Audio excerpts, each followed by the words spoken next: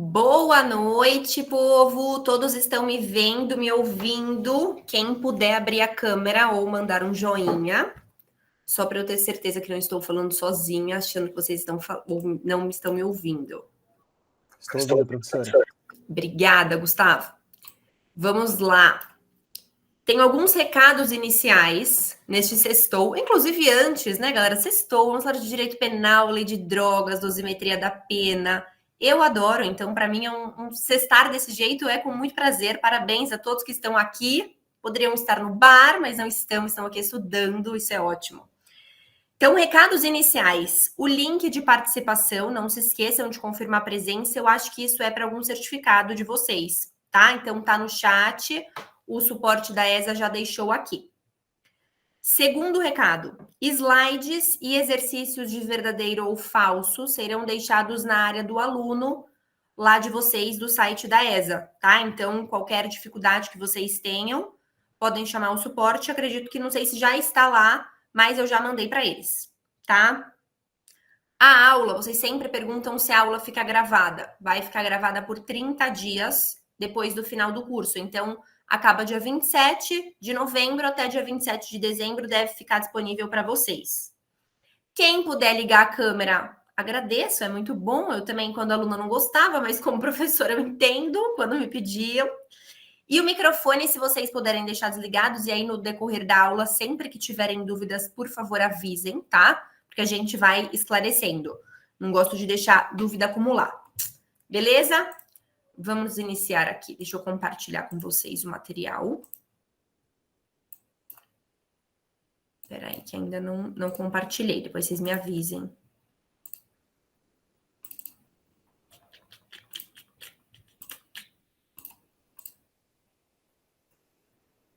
Vocês estão vendo minha tela? Sim, professora. Sim. Beleza. Deixa eu aumentar. Vamos lá, então, gente. Antes de mais nada, eu vou me apresentar brevemente. Não sei se alguém aqui já me conhece, já fez algum curso meu. Meu nome é Andressa Henriques, eu sou advogada criminalista. Fiz pós-graduação e graduação na Faculdade de Direito Damásio de Jesus. Hoje só tem pós, não tem mais graduação lá. Sou mestranda na Escola Paulista de Direito, na EPD ali na Liberdade, e já dei alguns cursos aqui pela ESA. Então, não sei se alguém aqui já me conhece, tá? Hoje falaremos sobre lei de drogas na parte de dosimetria da pena, então nós vamos seguir esta agenda. A gente vai falar sobre dosimetria da pena, a primeira fase, a segunda, a terceira, artigo 59, artigo 42, agravantes, atenuantes, causas de aumento e diminuição de pena. Vamos falar da possibilidade ou não do reconhecimento da continuidade delitiva na lei de drogas, no tráfico de drogas. Regimes prisionais, bastante polêmico quando a gente fala de lei de drogas. Então, quem aqui atua, né, como advogado criminalista, vê já bastante essa questão de regime prisional. Restritiva de direito, será que sempre vale a pena você pedir a substituição da pena corporal pela restritiva de direitos para o seu cliente?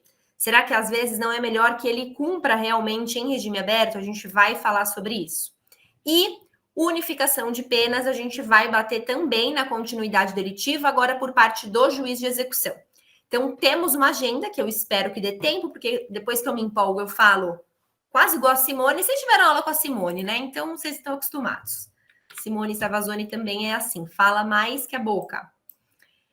Num primeiro momento, pessoal, dosimetria da pena. Quando a gente fala de dosimetria da pena, nós estamos falando daquelas 3 fases dentro da sentença em que o juiz vai dosar a pena. Então, no momento da sentença, ele vai verificar a primeira fase, segunda fase, agravantes e atenuantes, terceira fase, causas de aumento e diminuição de pena.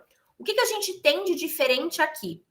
Além de observar, e aí daqui a pouco eu vou me aprofundar nisso, além de observar o artigo 59 do Código Penal, o juiz vai observar também o artigo 42 da Lei de Drogas, que fala ali sobre quantidade e variedade de drogas, tá? Então, dentro de dosimetria da pena, a gente vai ver essas 3 fases. Além disso, súmulas importantes do STJ e do STF, nem sempre só aplicadas ao tráfico de drogas, porém, a gente vai fazer um link, né, com o tema. muita jurisprudência, eu trouxe muito julgado favorável para vocês, para ajudar nas teses defensivas e também teses de defesa, tá? De novo, qualquer dúvida que vocês tiverem, por favor, não deixem acumular. Podem ir tirando no decorrer da aula, tá? Só ou me chama. No chat, normalmente, eu vou ser bem sincera com vocês, eu não tô olhando, tá? Então, podem levantar mesmo a mão aqui ou abrir o microfone, tá bom? Bora lá. Primeira fase de execução da pena, então. Desculpa, de dosimetria da pena, então. O artigo 42 da Lei de Drogas, ele fala o seguinte: o juiz, na fixação das penas, considerará com preponderância sob o previsto no artigo 59 do Código Penal a natureza e a quantidade da substância ou do produto, a personalidade e a conduta social do agente. O que significa isso? É a especificidade da lei de drogas. Ou seja, antes de observar o artigo 59 do Código Penal, o juiz vai olhar para o artigo 42 e ver a quantidade e variedade de drogas, tá? Não significa que ele vai deixar de olhar para o 59, ele vai também considerar a conduta social, a personalidade do agente, os motivos do crime, as circunstâncias, as consequências, comportamento da vítima, que vítima nesse caso não entra, né? Mas todos os elementos do artigo 59 também serão observados, porém, o 42 vai preponderar, tá? Ou seja, o que o juiz observa na primeira fase, e aqui parece um negócio, isso é fácil, mas é um negócio importante quando a gente observa bis in idem. O que o juiz vai observar na primeira fase? Natureza e quantidade de droga, personalidade e conduta social do agente e as circunstâncias judiciais do artigo 59.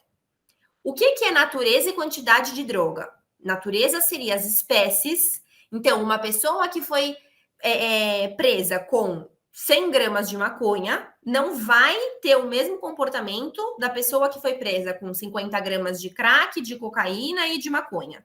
Então, a pena ela deve ser diferente, porque não é só uma questão de quantidade, mas sim variedade e quantidade, tá? Este aumento, eu não gosto, na primeira fase, numa linguagem mais técnica, eu não gosto muito de falar de aumento na primeira fase, porque a gente ainda não tem uma pena base que vai ser aumentada. Então, na primeira fase, a gente fala da fixação acima do mínimo legal. Então, essa fixação acima do mínimo, ela deve ser fundamentada.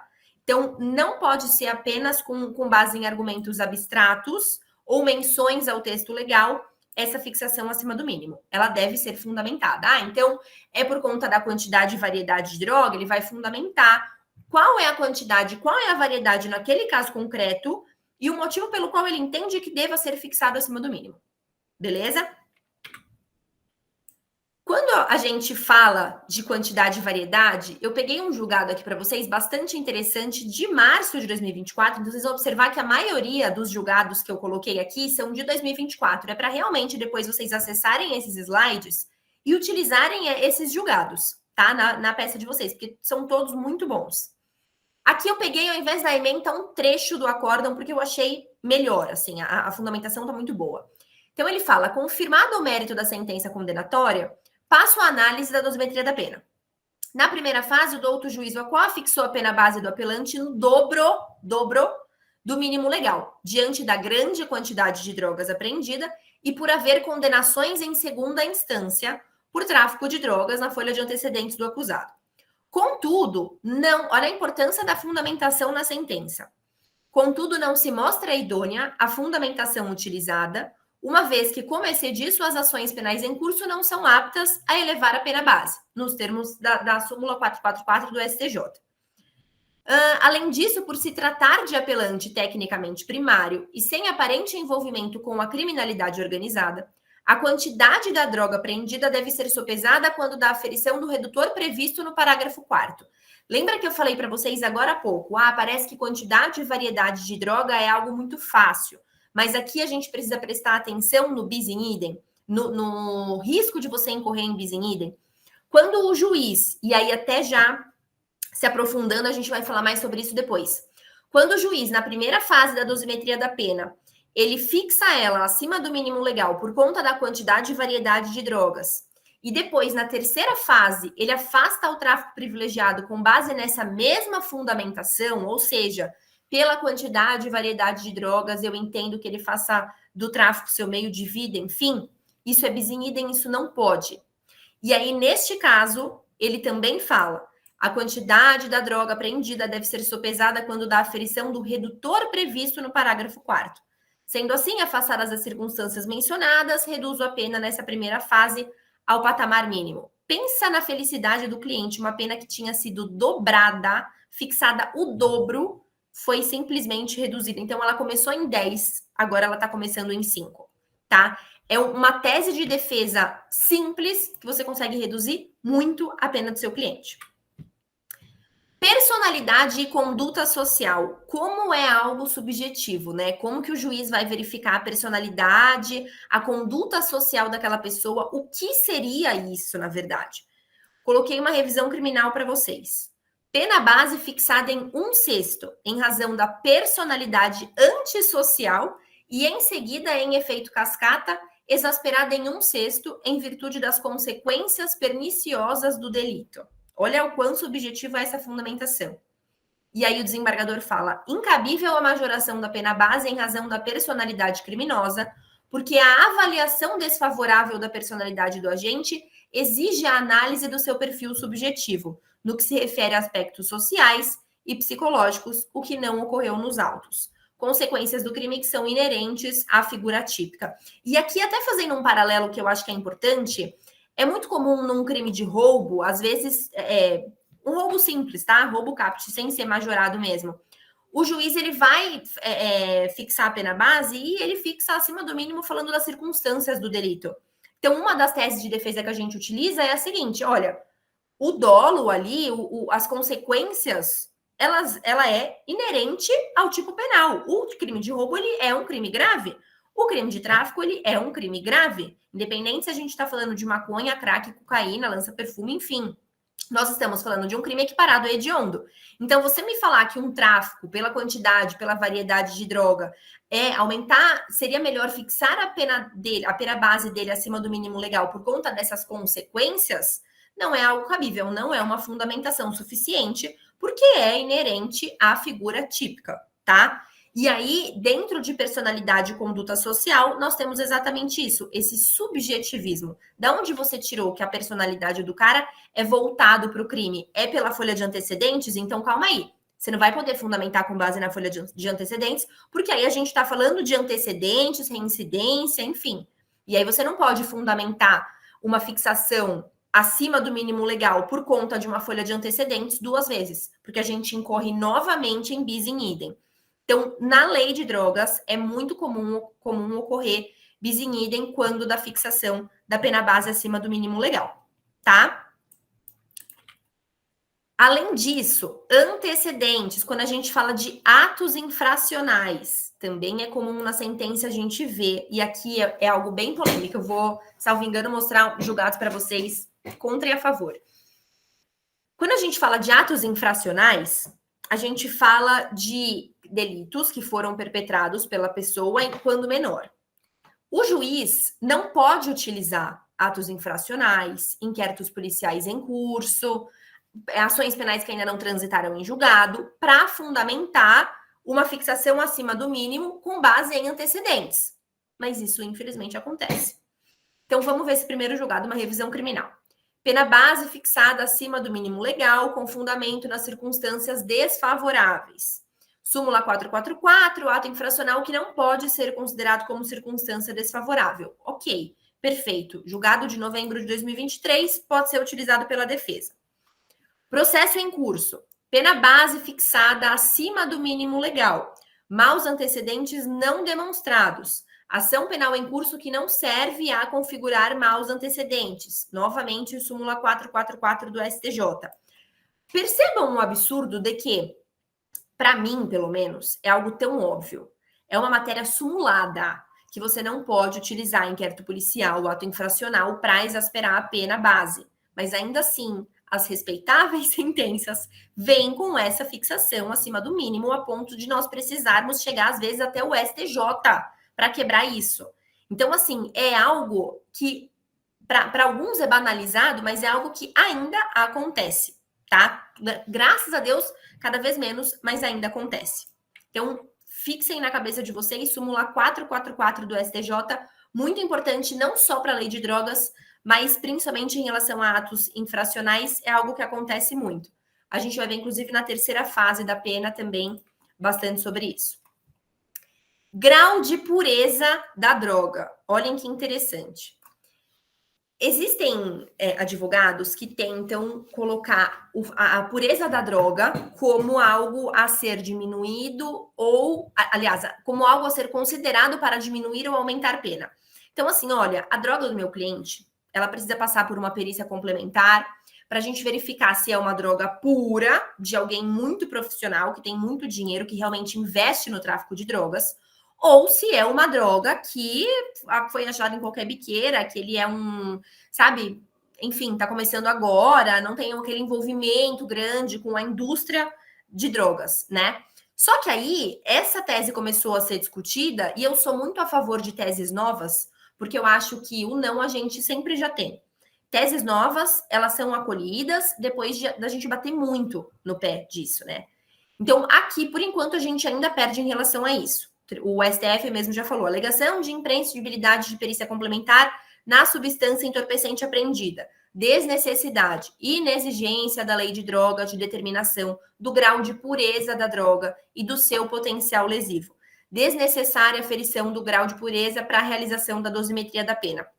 Então, é uma tese que a gente ainda perde, mas que alguns advogados levantam e são muito bem desenvolvidas, né? Porque tem toda uma fundamentação de que não se trata só do grau de pureza da droga, mas do quanto esse cara está envolvido num tráfico de drogas. E aí até me causa uma estranheza, porque eu acho que essa perícia deveria ser do interesse do Ministério Público, porque ele sim, né, poderia ver quem tem o maior envolvimento ou não no tráfico de drogas, tá?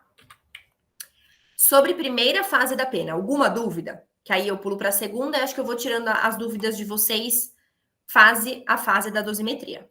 Alguém tem dúvidas até este momento? Deixa eu ver o chat de vocês. Acho que não, né? Ok. Vou seguir então. Quando a gente fala de segunda fase da lei de drogas, a gente tá, da dosimetria da pena, a gente está falando de agravantes e atenuantes. As agravantes, elas estão previstas no artigo 61 e 62 do Código Penal, é um rol taxativo, e nem todas elas, inclusive eu diria que a minoria, se aplica à lei de drogas. Não porque o legislador falou, olha, essa daqui não se aplica, mas porque não faz muito sentido. Não é comum que o Ministério Público mesmo peça alguma agravante ali, a não ser a reincidência, tá? E aí a gente tem uma tese de que o juiz, ele pode reconhecer algumas agravantes que não foram alegadas pela acusação. Isso está previsto no 385 do Código de Processo Penal. Ele não está vinculado, né, 100% à denúncia em relação aos agravantes. Mas nós, advogados, nós da defesa, defendemos a inconstitucionalidade disso pela ofensa ao princípio da imparcialidade do juiz. Sinceramente, na prática, eu não vejo os juízes imputando ali alguma agravante, aplicando alguma agravante que não tenha sido levantada pelo Ministério Público na denúncia. Mas eu acho importante a gente saber que existe já uma tese de defesa nesses casos para um recurso de apelação.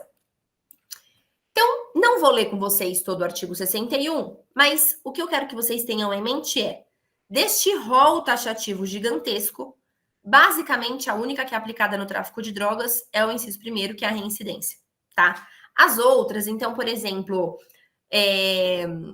contra criança maior de 60, enferma ou mulher grávida, em ocasião de incêndio, naufrágio, até na pandemia, eu vi a agravante da calamidade pública sendo aplicada mais em crimes contra o patrimônio, não tanto em tráfico de drogas, tá? Com emprego de veneno, fogo explosivo, enfim, são agravantes que não fazem tanto sentido num crime de tráfico, né? Em algum crime ali da lei de drogas. Mas a reincidência ela é bastante utilizada, então a gente vai falar mais sobre ela. Também no 62, a pena seria agravada se ele promove, organiza a cooperação no crime, se coage ou induz, se instiga ou determina, se executa mediante paga ou promessa de recompensa, São agravantes que depois vocês vão perceber que elas aparecem mais como majorantes ou crimes específicos na lei de drogas. Por isso também não são tão aplicadas, porque senão, de novo, teríamos bis in idem. Então, a mais utilizada aí das agravantes seria a reincidência. E o que é reincidência? O artigo 63, ele fala: verifica-se a reincidência quando o agente comete um novo crime depois de um trânsito em julgado da sentença que no país ou no estrangeiro o tenha condenado por crime anterior. Então, a reincidência só vai ser considerada reincidência se... Imaginem uma linha do tempo. Deixa eu ver se eu consigo escrever aqui. Acho que não. Peraí. Eu não sei fazer isso. Não vou arriscar, porque vai que eu tiro todo mundo do negócio. Vamos imaginar uma linha do tempo. Então, eu cometi um delito hoje. Posteriormente, eu fui condenado, transitou em julgado. Fui solta. Cometi um delito 1 ano depois. Eu sou reincidente. Tá? Se é reincidente específico ou não, aí já é uns outros 500 que a gente já vai ter que falar em outra aula. Mas eu sou reincidente. Isso é reincidência. Tem que ter o trânsito em julgado anterior a uma nova condenação. Tá?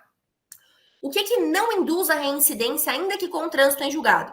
Crimes militares próprios, crimes políticos, contravenções penais e atos infracionais. Ou seja, o ato infracional, em regra, não deveria ser considerado para nada, mas a gente vai ver que para afastar tráfico privilegiado é mais comum ainda, tá? Então, tenham em mente o que é reincidência. Aqui um julgado de 2023, dezembro de 2023, um HC. Atos infracionais que não se prestam para configurar reincidência nem maus antecedentes. De novo, atos infracionais não devem ser considerados para nada. E eu tô batendo no pé disso porque isso acontece muito. Porque é muito comum seu cliente que foi condenado por tráfico de drogas já ter tido uma passagem ali anterior, quando menor, por ato infracional equiparado a tráfico de drogas, tá? Além disso, atenuantes. Rol exemplificativo. E por que exemplificativo do 65? Porque o 66 ele tem a atenuante genérica de que o juiz ele pode entender qualquer outra coisa como uma circunstância atenuante. Pode ser que não exista nesse rol exemplificativo, mas ele pode entender que, sei lá, que o cara ter vendido por mais barato é uma circunstância atenuante, tá? Então ele pode inventar da cabeça dele uma circunstância atenuante. O 65, ele já estabelece ali o rol exemplificativo. Ser o agente menor de 21 na data do fato ou maior de 70 na data da sentença, o desconhecimento da lei ou ter o agente cometido o crime por motivo de relevante valor social ou moral, procurado ali logo após reparar o dano, né, e evitar ou minorar as consequências, cometer o crime sob coação, confessar e também cometer sob influência de multidão. Quais são mais utilizadas dentro da lei de drogas? A idade, então, normalmente menor de 21, bem como confissão, tá? E aí a gente vai falar do concurso entre atenuantes e agravantes. Confissão qualificada. Amo. Tráfico de drogas, recurso de apelação. Confissão qualificada reconhecida para reduzir a reprimenda da segunda fase da dosimetria. Pessoal, o que é confissão qualificada? É aquela confissão em que o réu, por exemplo, virou e falou assim, olha, realmente a droga era minha, mas eu não estava vendendo, eu ia usar. 3 quilos de crack, 20 gramas de cocaína, ele ia usar tudo. Normalmente é assim, né? A confissão qualificada é justamente isso. É ele confessar pela metade. Ele conta só uma parte da história. Ah, tinha 3 pessoas, ele fala dele e não fala dos outros. Isso é uma confissão qualificada, tá? Os juízes de primeiro grau, normalmente, podem até falar, ele confessou de forma parcial uma confissão qualificada, por isso ele não me ajudou em nada, eu não vou dar a atenuante de confissão, tá? No Tribunal de Justiça, depende muito da Câmara. Onde a gente mais tem chance de êxito é no STJ, que já falou, confissão qualificada é redutor também, tá? Também tem que aplicar atenuante. Então, de novo, é algo que às vezes a gente tem que brigar até o STJ, a depender também da pena do cliente. Porque vamos supor que a pena do cliente ela não ficou tão alta. Você sabe que o tempo que vai demorar para julgar aquilo, não vai adiantar você entrar com recurso, porque ele vai sair antes, tá? Então, a depender da pena do cliente, vale a pena ou não você chegar até o STJ. Além disso, da individualização da pena. Aplicação da atenuante do artigo 65, inciso 3, a linha D do Código Penal, que seria a confissão. Atenuante que incide mesmo nos casos de confissão qualificada, parcial, extrajudicial ou retratada, ainda que não citada expressamente nas razões de decidir da sentença. Isso é muito importante. Direito subjetivo do acusado que se fundamenta no senso de responsabilidade pessoal, característica da sua personalidade.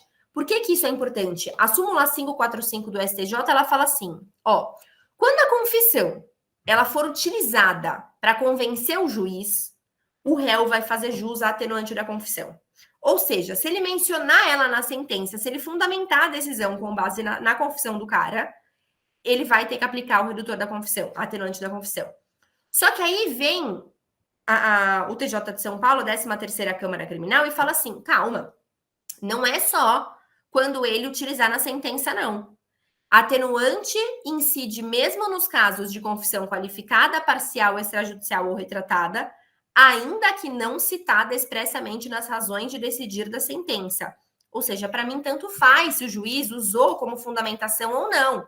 Se o cara confessou, tem que aplicar a atenuante da confissão, que também, muitas das vezes, gera uma bela redução na pena do cliente. E aqui eu quero falar com vocês. O que é a confissão qualificada? É como a confissão parcial. Então, ele vai falar pela metade.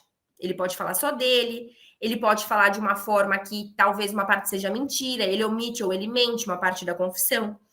Extrajudicial. Às vezes, o cara não vai confessar novamente em juízo. Às vezes, ele não foi em juízo, ele foi revel, enfim. Mas na delegacia tem a confissão, essa confissão extrajudicial é suficiente, vocês acham muito julgado no STJ sobre isso, ela é suficiente para aplicar a atenuante da confissão, tá? E a retratada ele confessou na delegacia, não confessou em juízo porque negou, né, apresentou uma outra versão, ainda assim ela vai ser considerada atenuante de confissão, tá? Aqui a gente fala de concurso de agravante e atenuante. Então, o artigo 67, ele fala, no concurso de agravantes e atenuantes, a pena deve se aproximar do limite indicado pelas circunstâncias preponderantes, entendendo-se como tais as que resultam dos motivos determinantes do crime, da personalidade, do agente e da reincidência. O que significa isso? A jurisprudência já fala, ela já afirmou o atendimento de que na segunda fase da dosimetria da pena, a incidência da circunstância atenuante, ela não pode abaixar a pena para baixo do mínimo legal. Isso é a súmula 231 do STJ.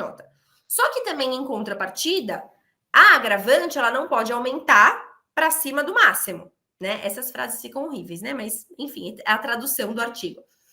Então, assim, quando houver mais de uma agravante, ambas vão ser calculadas sobre a pena base. Então, aqui a gente tem 3 pontos importantes. Primeiro, se você for aplicar uma atenuante, ela não vai reduzir a pena base abaixo do mínimo. Se você for aplicar uma agravante, ela não vai aumentar acima do máximo. E se você for aplicar uma atenuante ou uma agravante na pena base, que sejam concomitantes, né, em concurso, você vai fazer essa pena de forma parcial.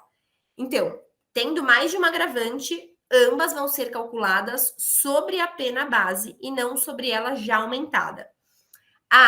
Vamos supor que eu tenha reincidência e, no caso de tráfico, vamos colocar em outro crime, que acho que vai ficar mais fácil. Vamos supor uma reincidência e arma de fogo seria majorante. Gente, me fugiu todas as agravantes que a gente... e uma idade, por exemplo, da vítima. Num crime de roubo, por exemplo, tá? Essas duas agravantes, elas vão ser, antes de surtir efeito na pena, elas vão ser consideradas juntas. Então, vamos supor, o juiz vai pegar as duas e falar tá bom, vou aumentar 1/6 quando se for uma ou 1/3 se for as duas. Ele não vai aumentar 1/6 e depois, em cima da pena base aumentada, aumentar mais 1/6. Ele vai considerar as duas, chegar numa fração e depois aumentar na pena base. Não sei se ficou confuso, não sei se deu para entender. Então, vamos supor, pela reincidência, o errado seria, pela reincidência, eu vou aumentar 1/6. Aí vamos supor que ele chega em 5 e 10. Em cima dessa pena de 5 anos e 10 meses, eu vou aumentar mais 1/6. Não é assim, porque vai ser prejudicial ao réu.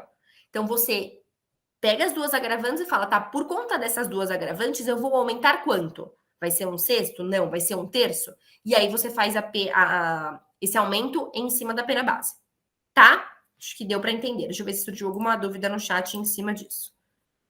Acho que não. Isa perguntou dos slides. Sim, terão acesso aos slides. Inclusive, eu já mandei para a Esa, tanto os slides como as questões de verdadeiro ou falso que a gente faz, tá? Para quem ainda não confirmou presença na lista de chamada, o link está fixado também nas mensagens do chat. Já aproveitando que eu fui lá. Beleza, gente? Ficou confuso?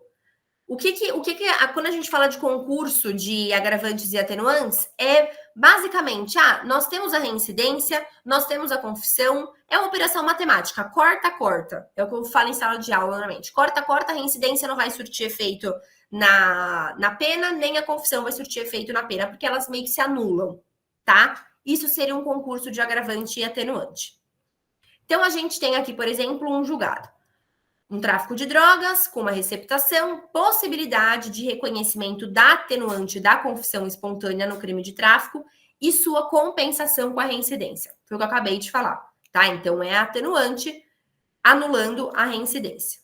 E aqui até uma estratégia defensiva, não é nem uma tese de defesa, é uma estratégia defensiva. Às vezes o cliente não quer confessar, mas ele é reincidente. E aí você explica para ele, olha, pode ser que com o conjunto de provas que a gente tem, você não seja absolvido, né? A gente pode até observar na audiência se os policiais militares, por exemplo, entram em contradição, se a testemunha que foi, né, conduzida como usuário, se ela vai comparecer na audiência, que dificilmente isso acontece, enfim. Mas o que é importante você saber é, se você confessar, a sua pena não vai reduzir, mas ela vai deixar de aumentar, se for um réu reincidente. Então, o que eu sempre falo, olha, tráfico privilegiado a gente não vai conseguir, porque você é reincidente. Então, a sua pena, ela começa em 5 anos e 10 meses. Se você confessar, ela pode começar em 5 anos. E aí tem cliente que quer arriscar, inventar uma história, tem cliente que não, que já fala, doutora, quer saber? Querendo ou não, são meses aí a menos e eu vou confessar mesmo. Então, é uma estratégia defensiva também que vale a pena, às vezes, expor para o cliente. Reincidência específica. Pleito de concessão integral da atenuante de confissão e agravante da reincidência específica. Impossibilidade de compensação integral da circunstância agravante da reincidência específica com a circunstância atenuante da confissão espontânea. Recurso defensivo não provido. Então, aqui o que ele fala? Olha, como o cara... Deixa eu ver se no outro julgado... Tá. Como o cara ele é reincidente específico, eu não acho que seja cabível, seja suficiente eu anular a reincidência específica dele com uma confissão. Porque, para mim, julgador, a reincidência específica dele é muito mais gravosa. Pô, é a segunda vez que o cara é preso por tráfico, ele tá confessando porque é óbvio que ele seria condenado. Então, eu não vou considerar a confissão. Eu vou, ainda assim, ainda que eu reconheça que ele confessou, eu vou manter o aumento pela reincidência específica. Isso é um julgado. No outro, a gente tem... É possível, na segunda fase da dosimetria da pena, a compensação integral da atenuante da confissão espontânea com a agravante da reincidência, seja ela específica ou não.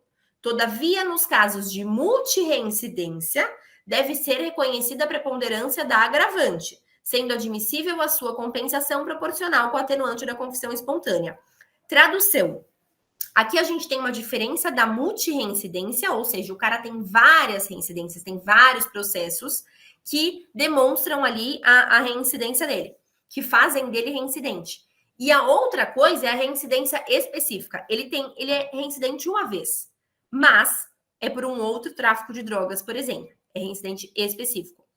Aqui tem julgador que fala assim, olha... Pela reincidência específica, eu acho que ela é mais gravosa do que a confissão. Ela prepondera sobre a confissão. Então, eu vou reconhecer a confissão, vou aumentar menos pela reincidência específica, mas eu vou aumentar mesmo assim. O STJ, e para mim, assim, tinha que ser o esquete para falar um trem desse, né? Porque para mim ele é maravilhoso nas decisões. Ele fala, peraí, a reincidência, sendo específica ou não, meu amigo, ela vai ser compensada com a confissão. Agora, se for uma multireincidência, aí tudo bem. Aí você pode compensar de forma proporcional. Vamos supor, se ele tiver dois processos que o condicionem ali reincidente e uma confissão, que não tem como ser mais do que uma, né? Você vai anular uma confissão e vai aumentar o mínimo para fins de agravante. Tá? Então, essa é a diferença entre a multireincidência e a reincidência específica. Terceira fase, sobre agravantes, atenuantes, alguma dúvida? Vocês estão muito quietos, gente, eu tô ficando preocupada. As dúvidas vão vir todas de uma vez. Sem mãos levantadas, sem dúvidas no chat, sem ninguém abrindo o microfone, certeza? Beleza, vou prosseguir então. Professora, eu tenho uma dúvida. Que susto! Pode falar, Gustavo. É possível a compensação da menoridade relativa com a quantidade de entorpecente? A quantidade exponencial, pelo artigo 42? Tá. Então, a gente está falando de duas coisas aqui. Quando a gente fala de quantidade e variedade de droga, a gente está falando de uma fixação da pena base acima do mínimo legal. Então, foi um aumento, eu não gosto de falar de aumento, né? Eu disse, da pena base, mas foi um aumento ali que o juiz realizou por conta da quantidade e da variedade de drogas na pena base, na primeira fase da dosimetria da pena, tá? Na segunda fase, a menoridade relativa, ela provavelmente vai voltar àquela pena base no mínimo legal. Então, vamos supor que na primeira fase da dosimetria da pena, nós tivemos ali um aumento de 1/6 pela quantidade e variedade de droga. E aí o juiz falou, olha, ao invés de 5 anos, eu vou aplicar 5 anos e 10 meses, tá? Na segunda fase, o juiz fala, bom, mas o cara, ele é menor de 21. Então, por conta dessa atenuante, eu vou retornar a pena base ao mínimo legal. E aí a gente volta para o patamar de 5 anos. Então, não é uma compensação, porque a gente não está falando da quantidade e variedade como uma agravante da segunda fase. Mas é sim uma influência na pena que ocorre por conta dessa menoridade relativa, tá? Em fases diferentes, então uma na primeira, outra na segunda, mas sim é algo que influencia, com certeza. Foi isso que você perguntou? Isso, entendi. Muito obrigado. Imagina. Mais alguma dúvida, pessoal? Às vezes, claro que o curso é sobre sobre lei de drogas, mas às vezes se tiver alguma dúvida em relação a outro delito, aconteceu isso, porque dosimetria da pena é algo aplicável a todos os delitos, né? Toda sentença condenatória ali vai ter uma dosimetria. Então, também podem perguntar. Agravantes e atenuantes, majorantes e minorantes. Qual é a diferença para vocês não confundirem segunda e terceira fase da dosimetria da pena? Quando a gente fala de agravante e atenuante, a gente está falando de aumentos feitos na segunda fase da dosimetria da pena, que não podem agravar ou atenuar a pena aquém ou além do mínimo legal, tá? Ou do máximo, que não tem uma fração determinante, pré-determinada, mas que normalmente os juízes partem ali de 1/6, e que estão previstas na parte geral do Código Penal, 61, 62. 65, 66, tá? Quando a gente fala de majorantes e minorantes, a gente está falando da terceira fase da dosimetria da pena, que elas podem majorar ou minorar além ou aquém do máximo ou do mínimo abstrato, de uma lei que estabelece as frações de aumento, aqui está infrações, mas até preciso corrigir, porque são as frações de aumento ou diminuição de pena, e que estão previstas na parte geral e especial do Código Penal, bem como em leis esparsas, como, por exemplo, na lei de drogas, tá? Então, essas são as diferenças para vocês não confundirem segunda e terceira fase da dosimetria da pena, principalmente, gente, em alegações orais. Saibam essas diferenças, porque fica feio quando o advogado, ele faz essa confusão, sabe? De agravantes, atenuantes, majorantes e minorantes. Então, saibam o momento de pedir, principalmente no crime de roubo. A arma de fogo não é agravante, é majorante. O afastamento da arma de fogo a gente pede na terceira fase, concurso de agentes também. Então, agravante e atenuante é só o que está ali no Código Penal, artigo 61, 62, 65, 66. Ali está agravante e atenuante. É rol taxativo, a não ser atenuante que tem a atenuante genérica que o juiz pode aplicar qualquer coisa. Majorante e minorante, dá uma olhadinha no artigo. Então, por exemplo, o 157 tem várias, né? Homicídio também tem várias, 121. Então, dá uma olhadinha no artigo específico para ver se tem alguma ali a ser aplicada, tá? Não confundam isso. Causas de aumento, então. O artigo 40 da Lei de Drogas, e aqui a gente vai passar uma a uma. Ele fala, bom, são majorantes, então aumenta-se de 1/6 a 2/3, percebam aqui a especificidade da fração de aumento, em caso de transnacionalidade do delito, se o agente praticar o crime prevalecendo de função pública, missão de educação, poder familiar, guarda ou vigilância, ou nas imediações de estabelecimento prisional, de ensino hospitalar, entidades estudantis, sociais, culturais, recreativas, esportivas, enfim. Se o crime for praticado com violência, grave ameaça, arma de fogo ou qualquer intimidação, se for tráfico entre estados, se atingir criança ou adolescente, ou se o agente financiar ou custear a prática do crime. E aí eu quero passar com vocês, inciso por inciso, porque tem inciso que tem situações bastante específicas.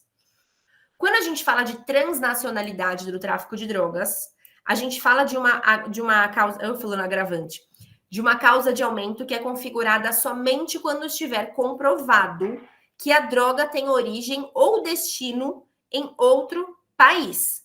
Então, ainda que ela não tenha cruzado a fronteira, se restar comprovado de que ela veio ou de que ela vai para outro país, se ela veio, ela cruzou a fronteira, né? Então, se ela está comprovado que ela vai para outro país, já está configurada a transnacionalidade do delito, tá?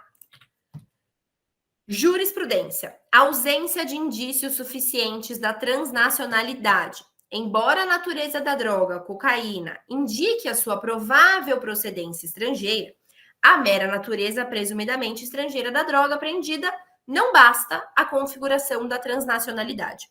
Para caracterizar a transnacionalidade, é necessário que exista elemento concreto que demonstre que o denunciado importou a droga do exterior ou concorreu para sua importação, ou, no mínimo, que sabia que a droga era oriunda do exterior. Então, vamos supor, o cara, né, a depender do cliente, claro, quando ele vai comprar uma droga, seja para revenda ou para uso, eu acho que ele não pergunta muito de onde vem, né? Claro que a depender do envolvimento dele com o crime, com o tráfico e tudo mais. Então, aqui ele fala, olha, se o cara não sabia, ou se não está comprovado de onde essa droga veio, não vai aplicar essa causa de aumento, tá? Indício suficiente da agora no sentido oposto. Indícios suficientes da transnacionalidade, competência da Justiça Federal. A transnacionalidade do tráfico de drogas prescinde, ou seja, não necessita da efetiva transposição de fronteiras, bastando a demonstração de que o entorpecente provém do exterior. Ou seja, o que importa é comprovar que ela vem do exterior ou que ela vai para o exterior, tá? Inciso 2. O agente que praticar o crime prevalecendo de função pública, desempenho de missão de educação, familiar, guarda ou vigilância. Novamente, aqui precisa restar demonstrada essas condições. E aí eu trouxe júris para vocês. Inviável a manutenção da incidência da causa de aumento do poder familiar. E olha essa situação.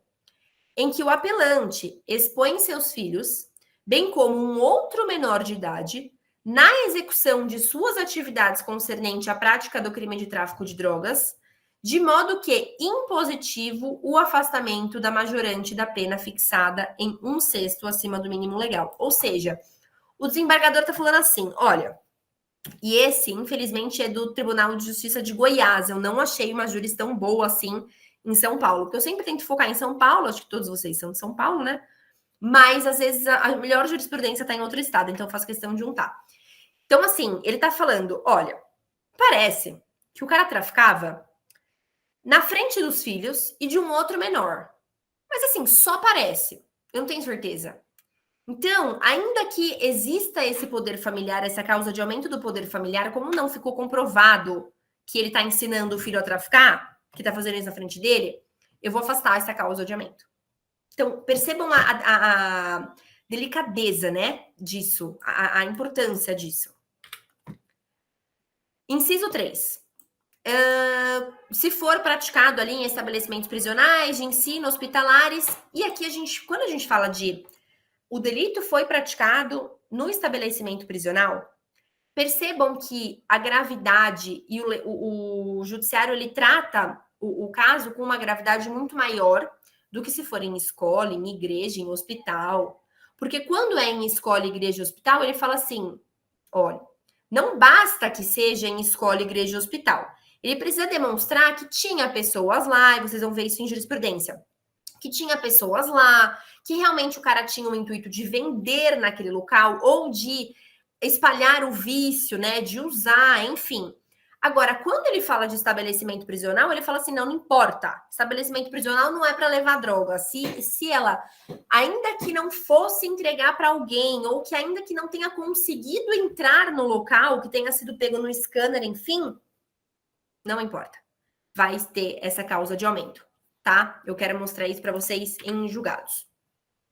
Aqui também eu peguei, ao invés da ementa, um trecho do julgado, porque é uma situação bastante específica da pandemia, que eu achei bastante interessante para a gente fazer analogia, sabe? No caso vertente, as drogas foram localizadas e apreendidas em local próximo a 2 estabelecimentos, não bastava um. São 2 de ensino e uma igreja. Então, assim, o cara escolheu o melhor lugar para vender droga, né? 2 estabelecimentos de ensino e uma igreja, em horário noturno. Com efeito, em que pese o delito praticado tenha sido próximo aos locais mencionados, tais estabelecimentos estavam fechados por ocasião da prática do delito, não de forma esporádica. Deste modo, não basta somente o critério distância para fazer incidir a majorante do exercício da traficância nas mediações de estabelecimento, necessitando de prova efetiva de que o agente visava difundir o vício entre os frequentadores do local. E aí aqui essa mens legis é muito, muito boa.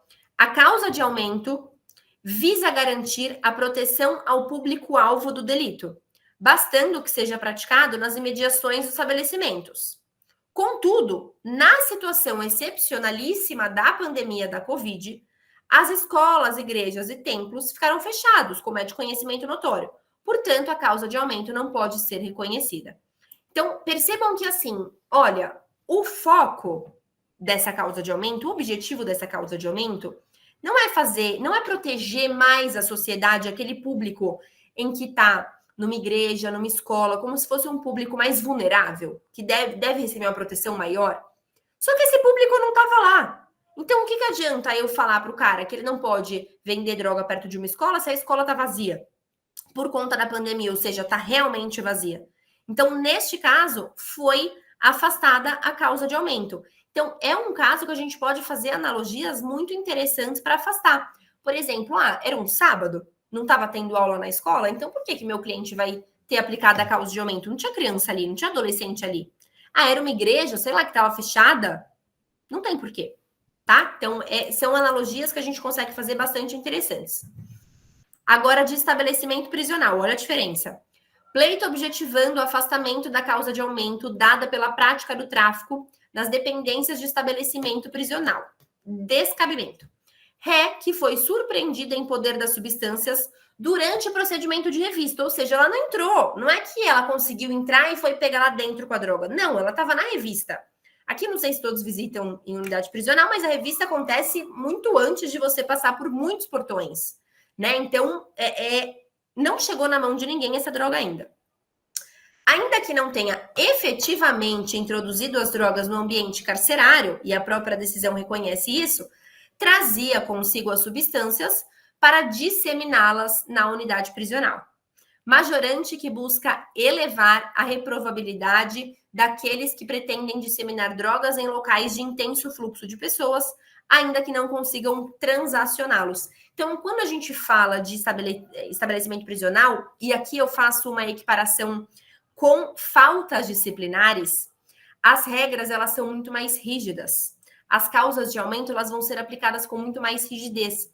Porque falta disciplinar é aquilo. Se o preso olhou torto, pronto. Falta grave, desobediência, desrespeito, enfim. Tá tentando já fazer uma rebelião. É um ambiente que necessita... Claro que algumas faltas eu sou bem contra. Mas é um ambiente que necessita dessa ordem, dessa regra, né? Quantos presos nós não temos para a quantidade de agentes penitenciários? Então, quando a gente fala de Tráfico em estabelecimento prisional, ainda que não tenha ingressado com a droga, que não tenha atingido efetivamente alguém, essa causa de aumento vai ser aplicada, tá? É muito difícil você conseguir afastar.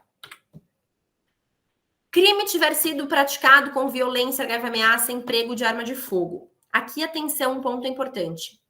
Arma de fogo, ela só vai ser considerada como majorante se tiver prova de que ela foi usada para o tráfico de drogas. Caso contrário, ela é um crime autônomo. E você vai responder, você não, né? Seu cliente vai responder pelo porte da arma de fogo. Então, aqui também, antes de mostrar a jurisprudência, para vocês entenderem. Vamos supor que o cara, ele foi preso ali na biqueira, né? No ponto de venda de drogas, com a arma na cintura. Então, ele estava, né, ao menos percebe-se ou presume-se que ele estava utilizando a arma para vender ali ou para proteção, enfim, estava no tráfico. Agora, vamos supor que a polícia entra para uma busca e apreensão, encontra drogas e a arma no armário. Então, ali ele vai responder pela posse, pelo porte do artefato, bem como pelo tráfico, e não pelo tráfico majorado. Porque o tráfico majorado é só se a arma está sendo utilizada para o tráfico, tá? E aqui, jurisprudência para vocês. Tráfico de drogas e posse irregular de arma de fogo. Insurgência defensiva contra a condenação pelo delito de posse de munição. Pleito objetivando a absorção pela majorante prevista na lei de drogas. Impossibilidade. É cabível essa absorção somente quando o uso da arma estiver diretamente vinculado ao comércio ilícito de entorpecentes. Em hipóteses que tais, não há autonomia entre o porte de arma de fogo e o tráfico de drogas. Tá? Então, aqui é só se o cara tá usando arma para o tráfico. Além disso, é firme o entendimento desta Corte Superior no sentido de não ser necessária a apreensão e a realização de perícia da arma de fogo para incidir a causa de aumento, quando houver nos autos outros meios de prova suficientes que atestem o uso de armamento. Então, aqui, de novo, equiparando com o roubo, né? Porque acho que nós temos o uso de arma de fogo bastante. Se a arma de fogo não for apreendida, porém a vítima falar que ouviu um disparo, pronto, vai ter arma de fogo. E, na verdade, na prática, a gente nem precisa que ela fale que teve arma de fogo. Basta ela falar que, sim, tinha arma de fogo. Apesar de que a gente não sabe se era de verdade, qual arma que era, se ela realmente funcionava, se ela estava quebrada, se ela estava municiada, enfim. Mas a palavra da vítima tem relevante valor. E aqui também não precisaria, na lei de drogas também não precisa da perícia na arma de fogo. Basta elementos aí suficientes de que tinha essa arma, tá? Deixa eu ver se vocês mandaram dúvidas no chat. Alguma dúvida até aqui, pessoal?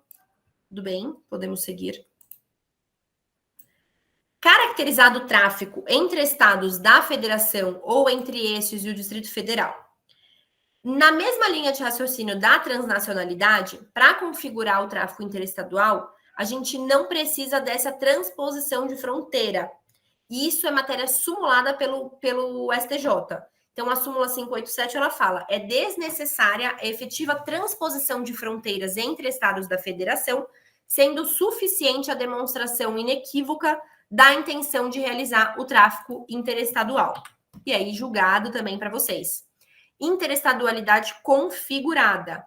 Afastamento, impossibilidade, efetiva transposição de fronteiras, desnecessidade. Incide a majorante do tráfico interestadual, quando mesmo inocorrida a transposição de fronteira, foram realizados atos executórios com esse precisado fim. Então, está demonstrada a sua intenção de transportar para outro estado essa droga? Não precisa transpor a fronteira, você vai responder já com essa causa de aumento. A respeito da utilização do transporte interestadual e da quantidade da droga apreendida como circunstância para inferir a dedicação à atividade criminosa e ao pertencimento à organização criminosa, a jurisprudência do STJ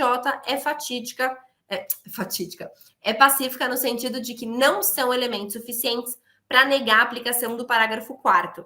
Então, aqui ele fala assim, olha, ainda que seja um tráfico majorado, e ainda que você me fale que isso demonstra uma dedicação à atividade criminosa, eu, STJ, não acho que isso é fundamentação para você afastar o tráfico privilegiado, porque eu não acho que tráfico interestadual seja uma demonstração de que é dedicação à atividade criminosa.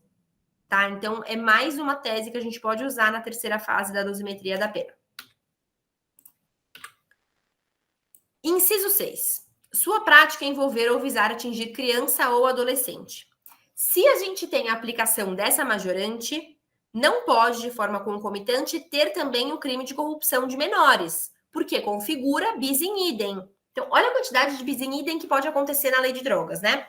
Se a gente fala de um tráfico de drogas que teve a majorante de influenciar criança, adolescente, a gente não pode falar do 244B do ECA. E aqui a gente tem júris. Tráfico de drogas majorado pela participação de menor. Pleito de condenação concomitante com o delito de corrupção de menores. Impossibilidade. Configura bis in idem a condenação conjunta do tráfico de drogas majorado pela participação de menor com o crime de corrupção de menores. STJ falando desde 2018 sobre isso. Agente financiar ou custear a prática do crime. Gente, tem um artigo na lei de drogas, que eu acho que é o 36, pelo que eu coloquei aqui, que é justamente o de custear e financiar o tráfico. Só que aí vem o legislador e me cria, inclusive, uma causa de aumento.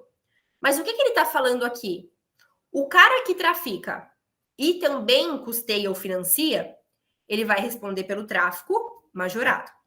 Se ele só estiver custeando ou financiando, não estiver exercendo ali nenhum verbo do artigo 33 da Lei de Drogas, ele vai responder só pelo artigo 36.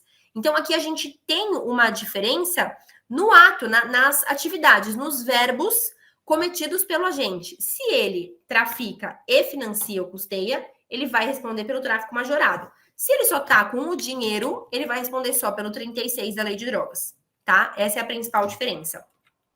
Se não, incorre em bis in idem de novo. Então, aqui, financiamento ou custeio ao tráfico de drogas, conduta autônoma. O artigo 36 da Lei de Drogas diz respeito ao crime praticado por agente que não se envolve nas condutas de traficância.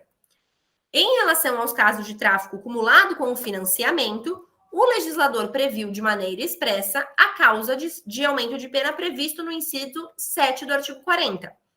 O agente que atua diretamente na traficância, executando pessoalmente as condutas do artigo 33 e que também financia ou custeia, deve responder pelo 33 com a incidência da causa de aumento. Então, essa é a principal diferença. Agora, a minha parte preferida, causas de diminuição. Dúvidas, pessoal? Deixa eu perguntar uma coisa para vocês. Vocês querem dar um intervalo agora de tipo 10 minutos ou vocês querem ir direto até as 9? Falem no chat, por favor. Já que vocês não gostam de abrir o microfone. Nem a câmera, né? Direto? Fechou. Então, bora lá.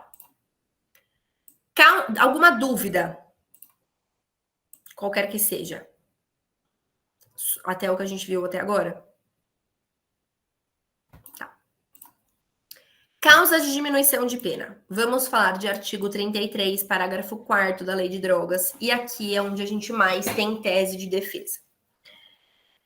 Nos delitos definidos no caput e no parágrafo 1º deste artigo, as penas poderão ser reduzidas de 1/6 a 2/3, vedada a conversão em pena restritiva de direito, desde que o agente seja primário, de bons antecedentes, não se dedique às atividades criminosas e nem integre a organização criminosa. Ou seja, quando a gente fala de tráfico privilegiado, a gente fala de um traficante que é primário, tem bons antecedentes, não se dedica às atividades criminosas, nem integra organização criminosa.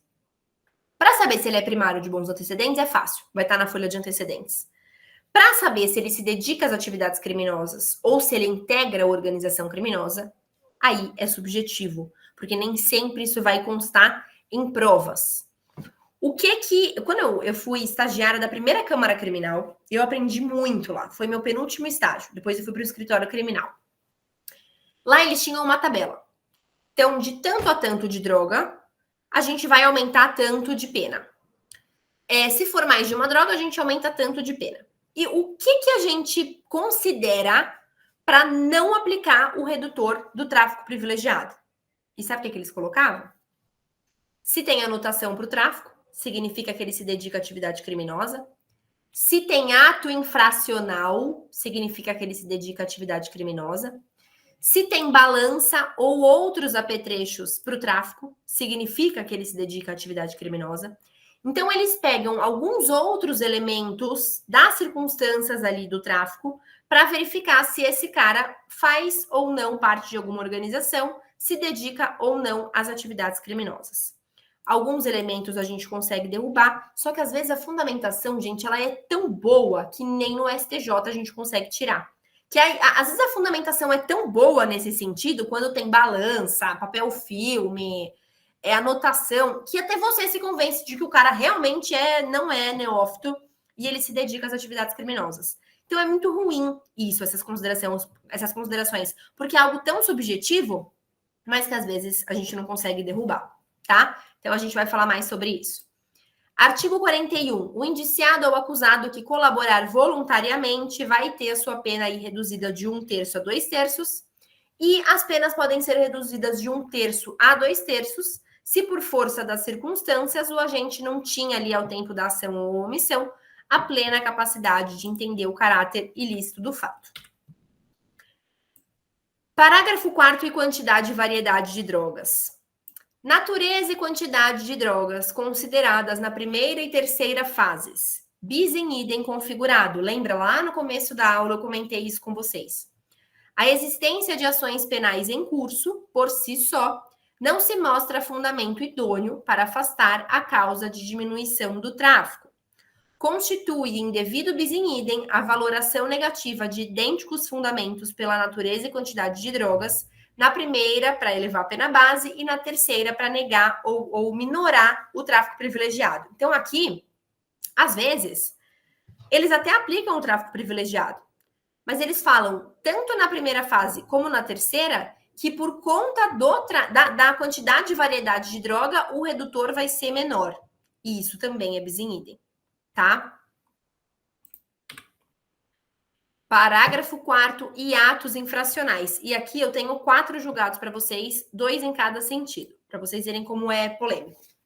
Atos infracionais pretéritos que não podem ser utilizados para negar o redutor, sob pena de subversão do sistema integral de proteção à criança e ao adolescente. Ou seja, o ato infracional não pode ser usado para negar o redutor. Além disso, ato infracional por si só não afasta a aplicação do tráfico privilegiado. Regime prisional até alterado por regime aberto. 2 julgados perfeitos. Mas aí a gente vem e reparem a fundamentação. Impossibilidade de aplicação do tráfico privilegiado, uma vez que as circunstâncias do delito demonstram a dedicação a atividades criminosas do apelante. Pluralidade de anotações de atos infracionais análogos ao tráfico de drogas, em circunstâncias que denotam íntimo envolvimento com o tráfico de entorpecentes. Ou seja, o cara, desde menor, responde pelo tráfico, seja como ato infracional. Como é que você quer me falar que, diante de pluralidade de anotações de atos infracionais, esse cara não se dedica à atividade criminosa? E aí, aqui, um parênteses. Uma vez eu fui dar uma palestra numa escola pública, falar sobre... Eu faço parte da OAB Educacional, da comissão da OAB Educacional, e aí eles têm esse projeto, né, de você palestrar, falar da OAB, dos direitos do cidadão, pensamento sobre bullying nas escolas, tudo mais. E aí o menino levantou a mão e perguntou, o menino devia ter 14 anos. Ai, advogada, não era nem doutora, né? Advogada, mas tráfico não prende por muito tempo, né? Gente, essa pergunta me pegou tão no pulo, porque era assim, uma criança, sabe? Eu tenho uma sobrinha quase que na idade dele. E para ele é tão comum, é tão desse meio. E aí depois ele pode responder por um ato infracional análogo a tráfico de drogas, 1, 2, 3 vezes. Quando ele for maior, ele vai continuar nesse meio. E aí vai chegar um desembargador, um juiz, e vai falar para ele, olha, você desde menor é conduzido por tráfico de drogas. Como é que você vai me falar que você não se dedica para essa atividade? Faz sentido, percebem? Mas a lei diz que não pode, então não pode. Então, é uma fundamentação que depois, quando você vai bater nela, a gente tem dificuldade. Porque, normalmente, eles têm mais argumentos do que a gente para falar que não. Como esse também. Aplicação do redutor do artigo 33, parágrafo 4º da Lei de Drogas, descabimento. Antecedentes infracionais por fatos análogos que descredenciam a aplicação do privilégio. Atos infracionais semelhantes e contemporâneos desguarnecem o tratamento mais benéfico do tráfico, consoante jurisprudência do STJ. Então, de novo, é algo que a gente briga muito, mas que a depender da fundamentação, infelizmente, a gente perde, tá? Crime continuado. Alguma dúvida até aqui? Deixa eu ver o chat. Acho que não. Crime continuado. Vocês sabem que o crime de tráfico de drogas, ele é crime permanente, né? Então, ele tem aí a sua consumação se prolongando no tempo. Sendo assim, né, uma vez que a consumação ela vai se prolongando no tempo, vocês acham que existe a possibilidade de ser reconhecido o crime continuado, a continuidade delitiva no tráfico de drogas? E isso não é uma pergunta retórica, eu gostaria que vocês respondessem, seja no chat ou seja aqui para mim. Qual é a opinião de vocês? Vocês acham que cabe o reconhecimento do crime continuado no tráfico de drogas? Sim, sim. Quem mais?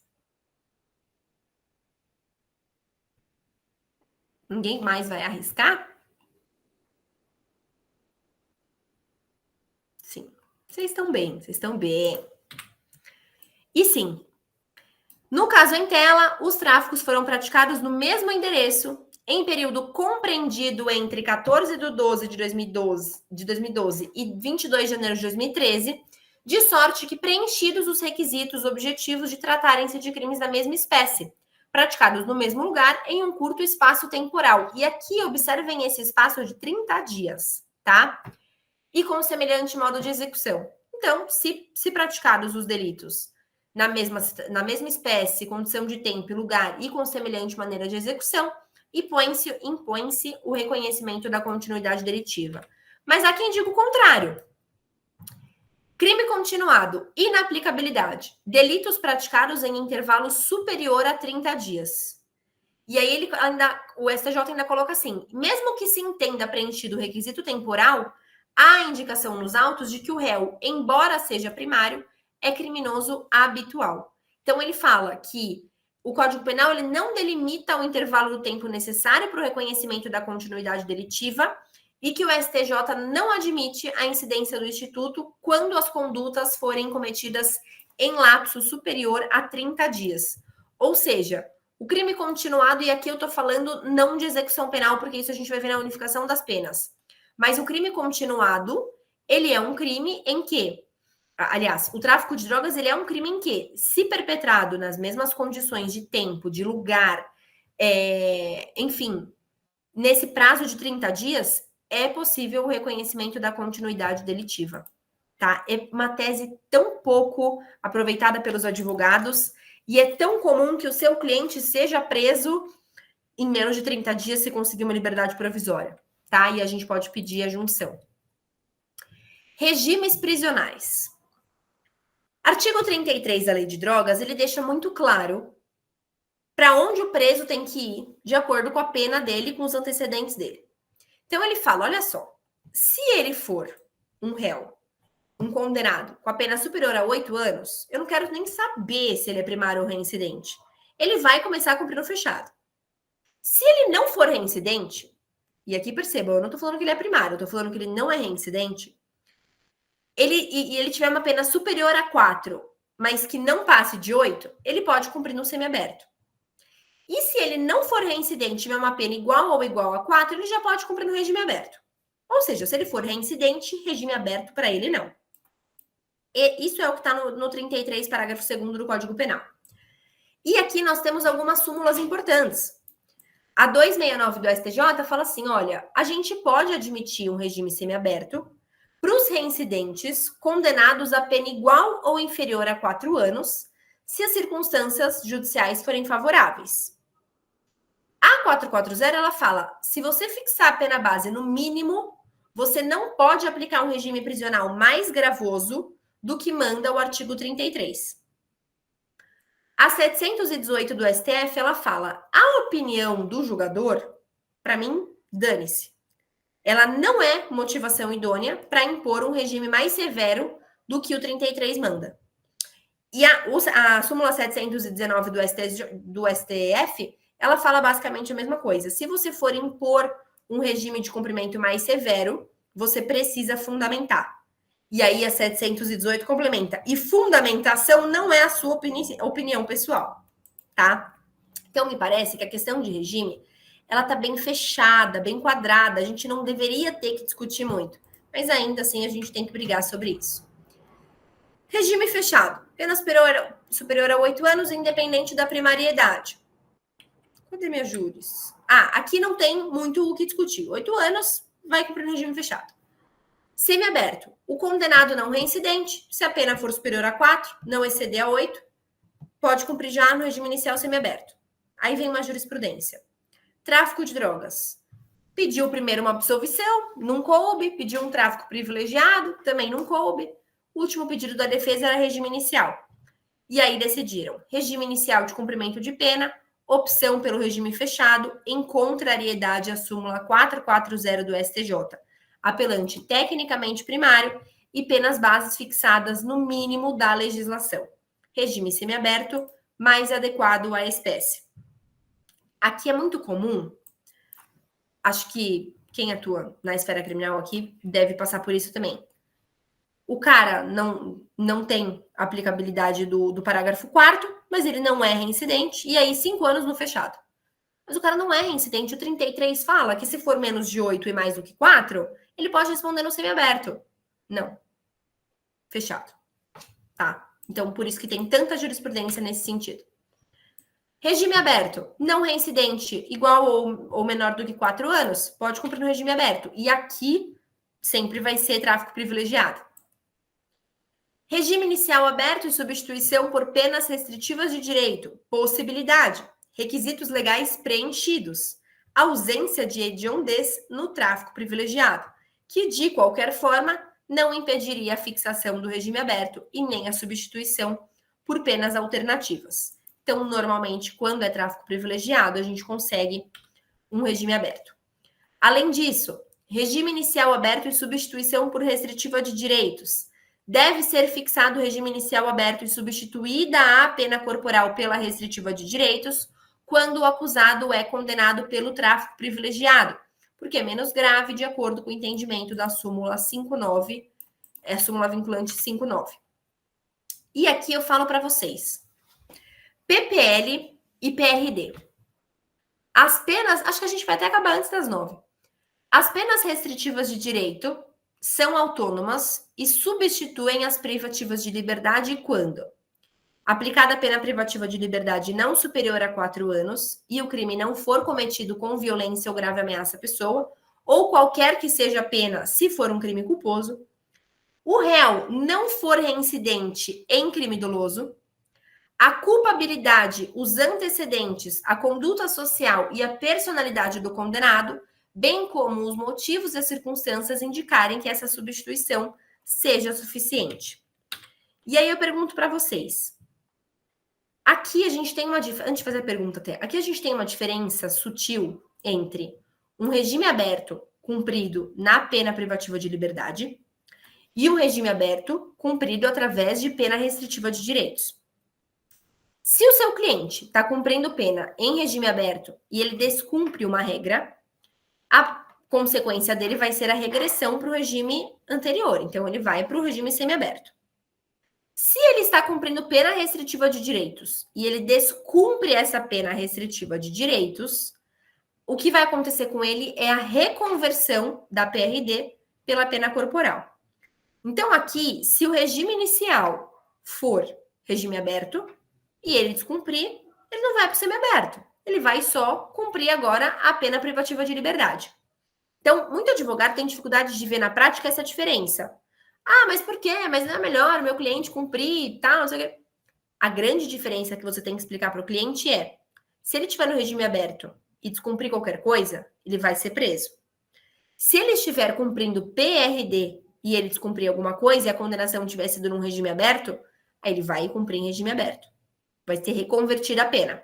Não vai ser preso, tá? E aí sim, agora eu pergunto para vocês. Sabendo essas diferenças, vocês acham que sempre vale a pena substituir a privativa de liberdade pela restritiva de direitos? E aí, além de... deixa eu ver aqui o chat. Mas tenho visto juízes darem 5 anos no fechado réu primário. Exato. Eu também tenho visto 5 anos no fechado. É o que eu mais vejo, inclusive. Infelizmente, Miriam. Sim. Calma, deixa eu ver qual é a pergunta mesmo. Sempre vale a pena substituir PPL por PRD? Miriam, não sei se você consegue abrir o microfone, porque às vezes eu sei que a pessoa está fazendo criança dormir, né? Sexta-feira e tal. Mas justifica para mim, você consegue fundamentar o motivo pelo qual você acha que sim, vale a pena? E aí eu queria ouvir também alguém com uma opinião contrária. Vamos debater, isso é muito rico. Sim, porque a restritiva de direitos ela é menos danosa para o réu do que a privativa de liberdade. Para ele estar em regime, mesmo que seja regime aberto, é como se ele estivesse preso em casa. Tem as restrições. A gente sabe que eles não cumprem rigorosamente as restrições da pena privativa de liberdade. Sim. Não pode sair da comarca, o horário de sair de casa, proibição de frequentar bares, alguns lugares a gente sempre orienta, né? Só que é uma população complicada de você, para pôr na cabeça do seu cliente, né? No meu caso, não é nem meu cliente, mas eu trabalho com o egresso, trabalho na CAEF. Então, assim, quando a gente acontece muito, são 2 programas.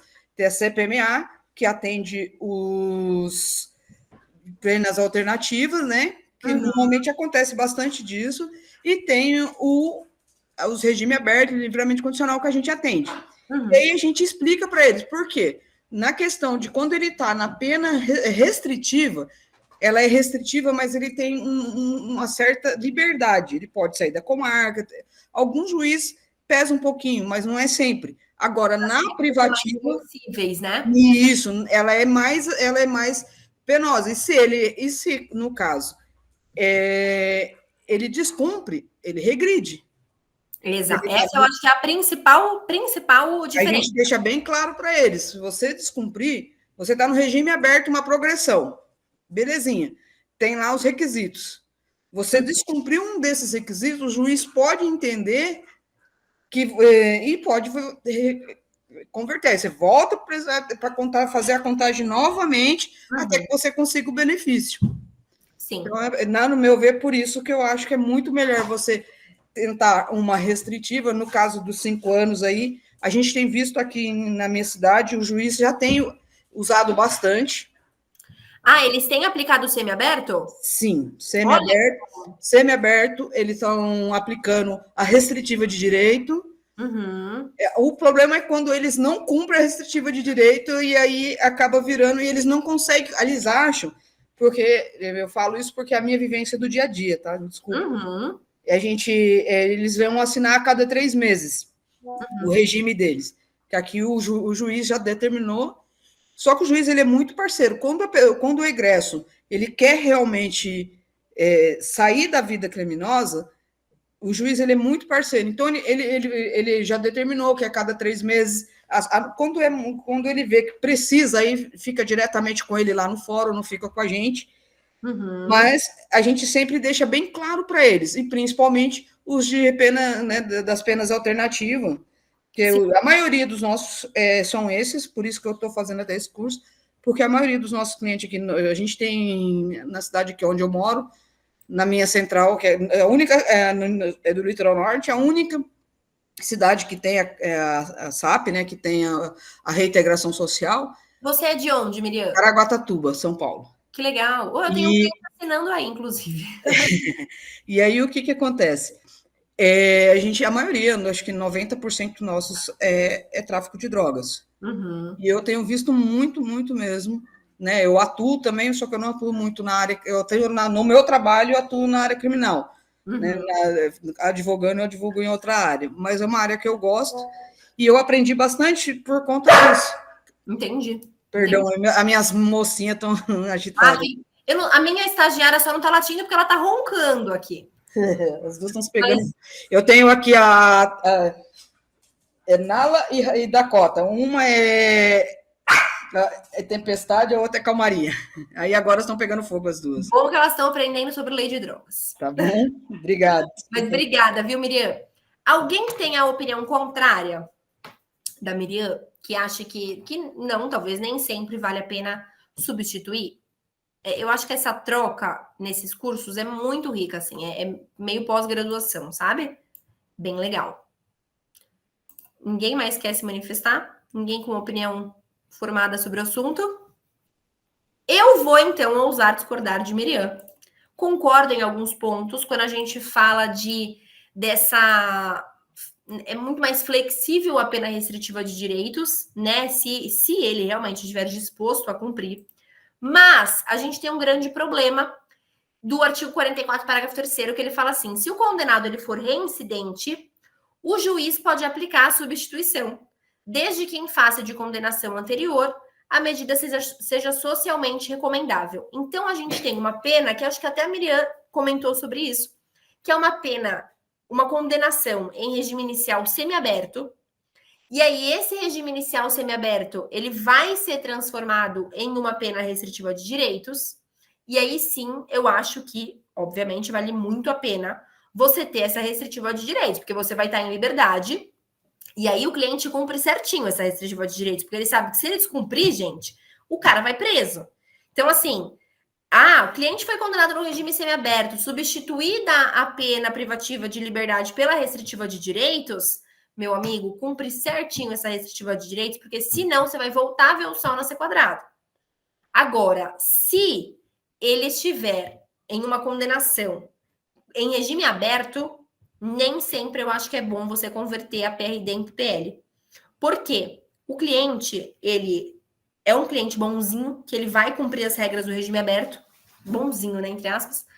Ele não vai ter, por exemplo, uma disponibilidade de prestar o serviço à comunidade, porque às vezes o cara já trabalha, às vezes a gente não consegue trocar o serviço à comunidade por uma prestação pecuniária, porque o Tribunal de Justiça entende que quem escolhe a pena não é o réu, é o juiz, e se o juiz de execução quer que ele cumpra a prestação de serviço à comunidade, ele vai ter que cumprir prestação de serviço à comunidade. Pô, mas o cara tá falando que ele paga 10 prestações pecuniárias. Não é que ele não quer, porque ele não consegue.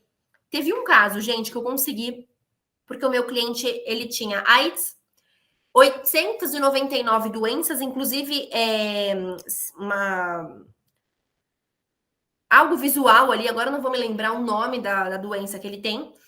Ele não conseguia se locomover direito, ele faz tratamento todos os dias. Então, assim, eu juntei mais de 60 folhas de laudos e exames, para vocês terem noção, e receitas médicas. E aí, a juíza falou, nossa, olha, acho que neste caso agora, doutora, acho que eu era a terceira advogada entrando no caso.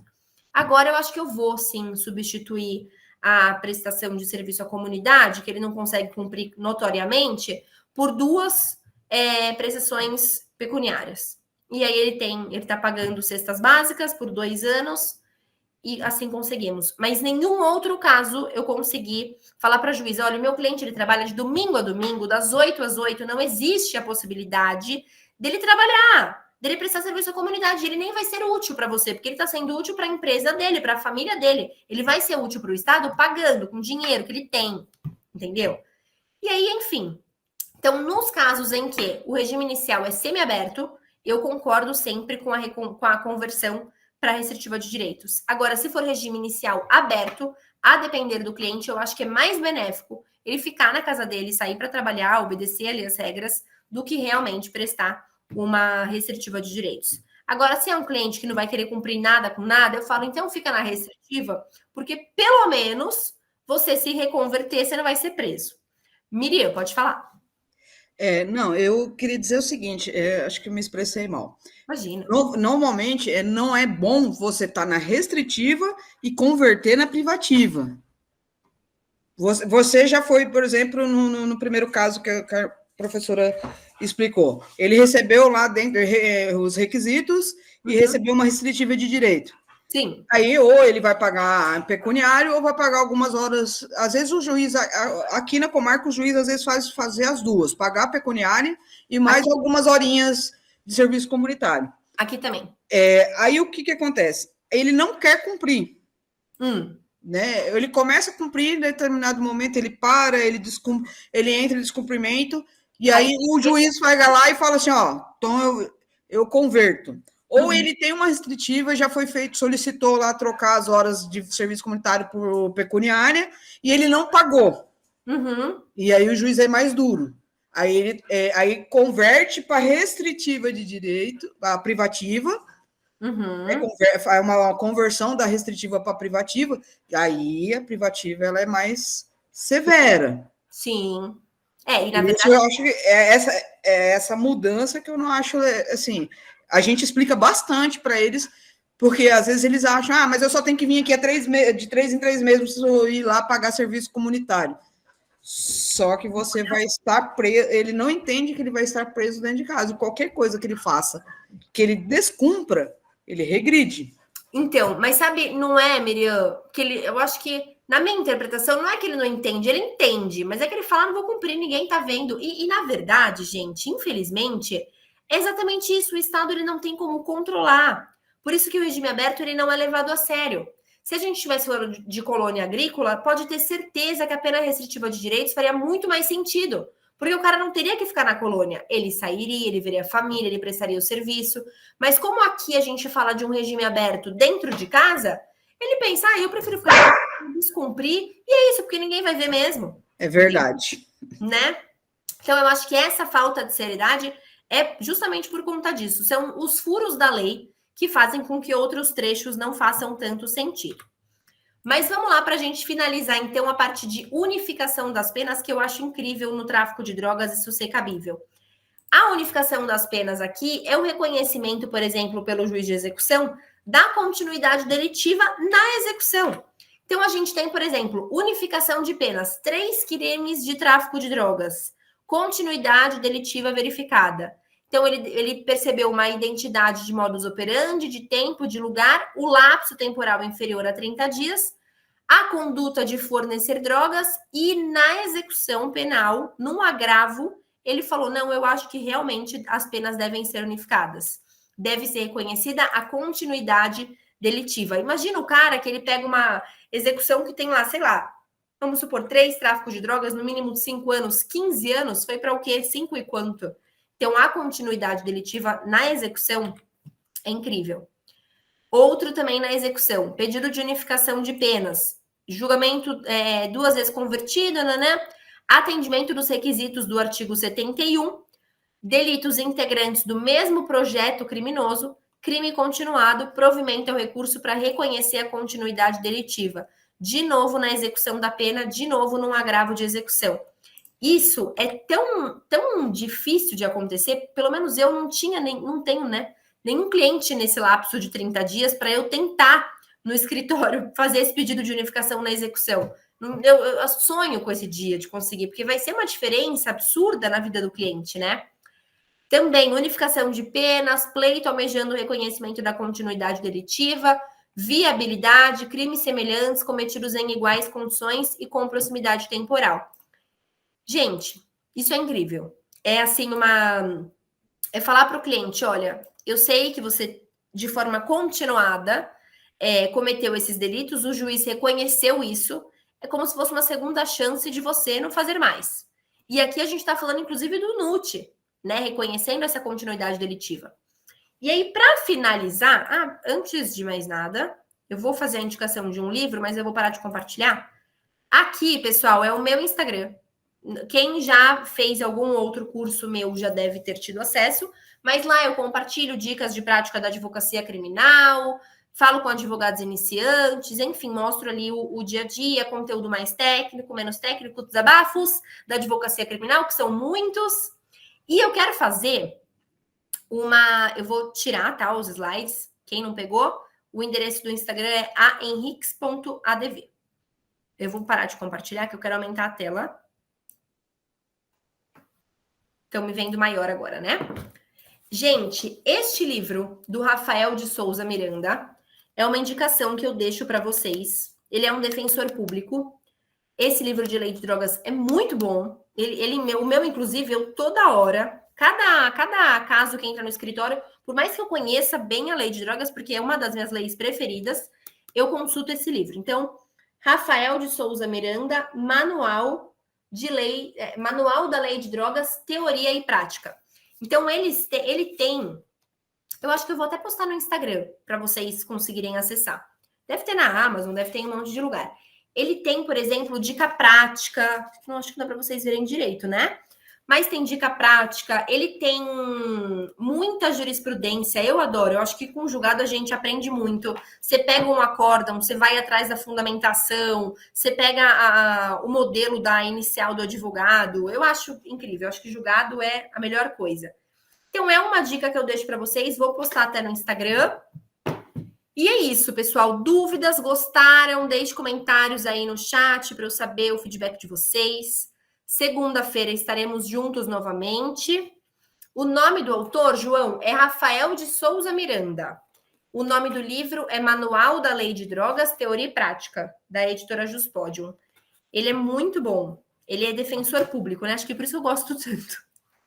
Normal. Ele tem um outro também... né, que agora eu não sei se eu vou achar. Depois eu procuro para vocês, qualquer coisa na segunda eu mostro. Mas esse de lei de drogas, o tema da aula, é muito bom.